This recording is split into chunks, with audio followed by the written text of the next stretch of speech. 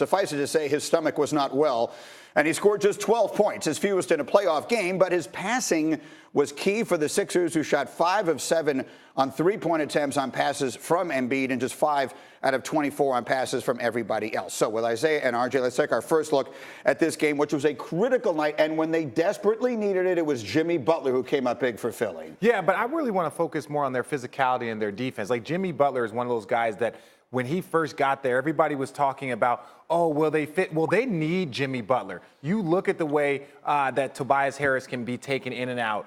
J.J. Redick can be taken in and out of series. And then, Joel Embiid, he needs a perimeter guy. Shaq needed Kobe. He needed D-Wade. He needs that dominant perimeter guy. And really, Jimmy Butler is that guy. Yeah, when he stepped up big last night when they most desperately needed him. Isiah, I'm thinking of playoff games, finals games. You played injured. I'm thinking of Michael Jordan, the flu game. Sometimes when you don't feel well, it feels like a player actually elevates. How do you explain that? Because Embiid managed to rise to the occasion last night for his team. When you're not feeling well or you have an injury, it really limits your options of what you want to do as a player.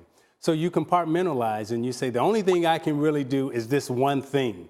And that's what Embiid was able to do. He focused on getting to the basket. He focused on getting to the rim and getting to the foul line. And once he started doing that and throwing his weight around, he got the Raptors in foul trouble, and it also helped them defensively also with their aggressiveness. And I will just say this, not to try and blow my own horn, but I suffered from a little bit of that last week and managed to do the show every single day. So I think he and I are very much in that regard on a similar level. But let me ask you this, Isiah. As you watch this series play out now, I know you told me before this began, Toronto was sort of your pick. Where do you see the edge now? One apiece, and Philly has stolen home court. I still see Toronto having the edge because they have Kawhi Leonard. And Kawhi has been the MVP of the finals before.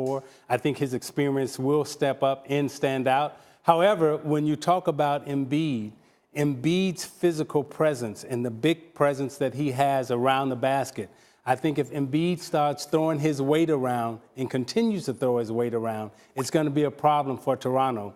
However, I still think Kawhi will be too much for the Sixers. Well, it's going to look down to when you look at Toronto and Philly in this series, the more physical team has won.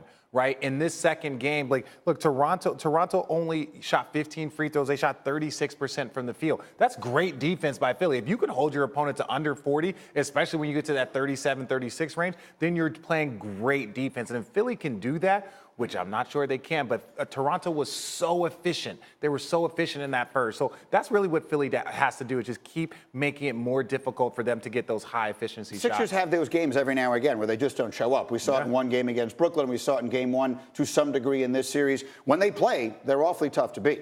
Yeah, when they do play. But that's the issue, is that inexperience, are they together as they should? That up and down, you see that game one of both series, they really just didn't show up the way they were supposed to, but they've always answered back, and that's a compliment to them.